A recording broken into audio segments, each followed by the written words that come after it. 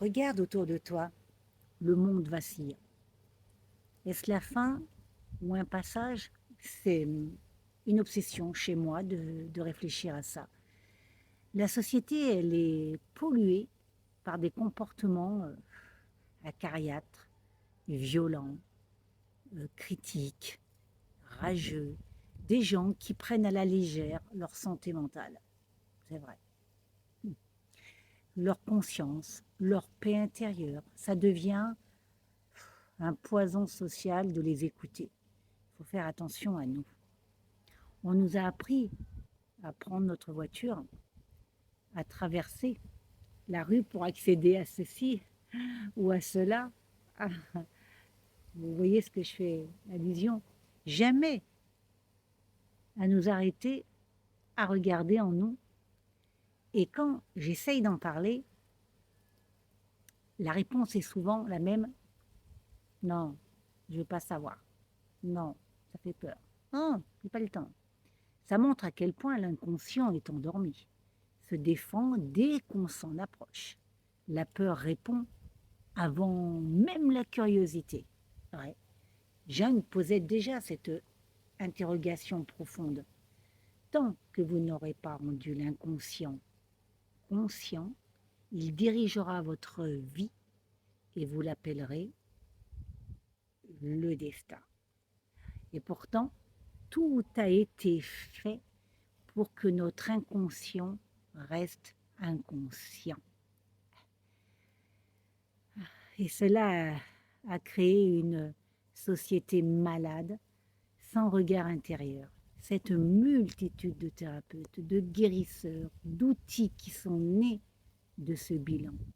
Est-ce un appel en conscience? Ou est-ce cet appel se transforme en... Ouais, ou est-ce que cet appel se transforme en marché sponsorisé, monétisé, détournant l'urgence réelle vers autre chose à consommer? Trop d'outils tuent les outils. Et plus il y en a, plus ça va mal. Ça fait partie de ces nouveaux métiers qui profitent de la crise existentielle pour s'engouffrer dans ce commerce, excusez-moi hein, pour vous, qui ont fait un temple de savoir agnostique. Je regarde l'actualité et je n'ai plus besoin de chercher les preuves. Elles s'accumulent d'elles-mêmes.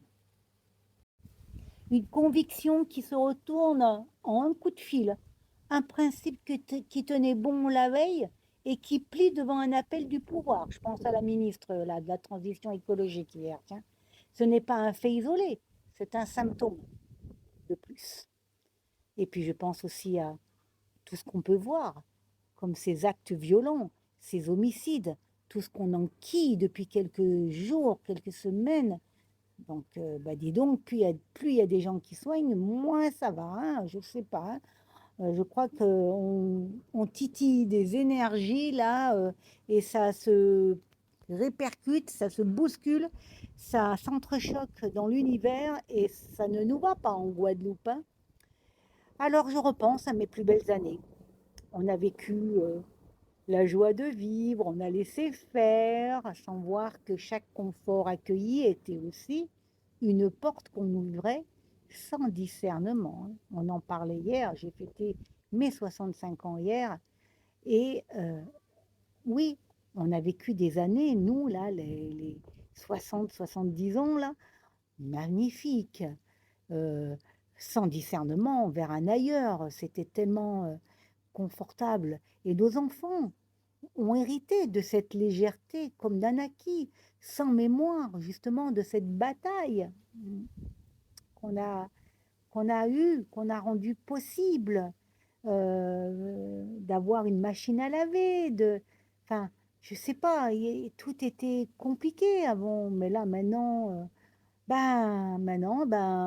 les enfants de nos enfants sont nés eux aussi, alors directement dans le flux connecté avant d'être ancrés.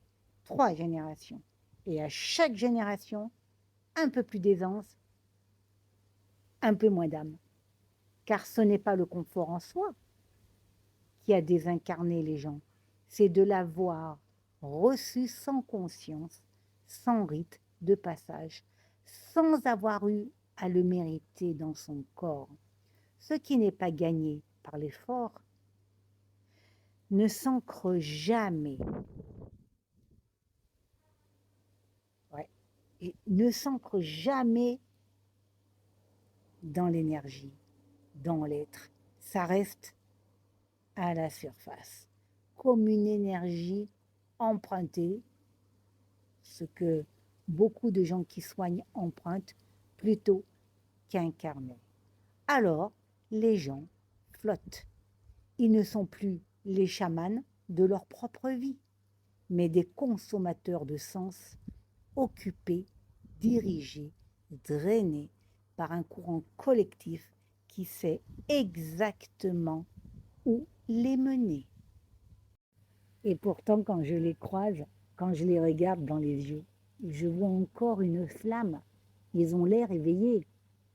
Ils ont l'air de savoir être éveillés. Mais sur l'écran, cette flamme-là, je ne la vois pas. Je ne la vois jamais. Je vois un cliché. Je vois une photo, mais pas une âme. Peut-être que la civilisation ne s'effondre pas, hein, en fin de compte, peut-être qu'elle se dépouille brutalement de tout ce qui n'était pas vivant en elle. C'est peut-être ça. On pose des questions. Hein. À bientôt.